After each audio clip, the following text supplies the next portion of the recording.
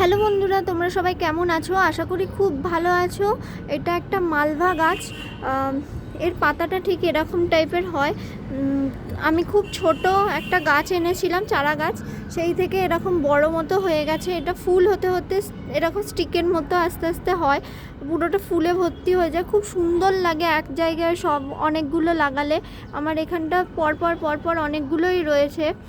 এই যে খুব সুন্দর লাগে মালবার ফুলটা ঠিক এই রকম রয়েছে, পিঙ্কের ওপর হালকা একটা শেড দেওয়া রয়েছে।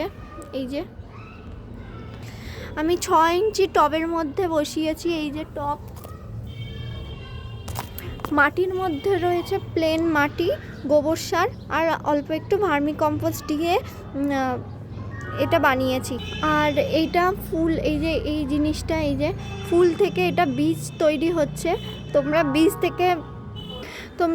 বীজ থেকে ভালো করে মানে গাছটা তৈরি করতে পারবে।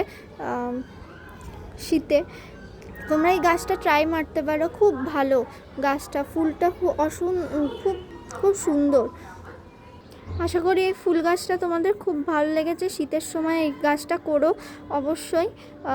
জল একটু বেশি লাগে এই গাছে। আমি সকালবেলা একবার দিই আর বিকেলবেলা আরেকবার। এরা জল চায় 6 ইঞ্চি টবে রাখলে। তোমরা একটু বড় টবে করো, তাহলে হয়তো জলটা একটু কমই লাগবে।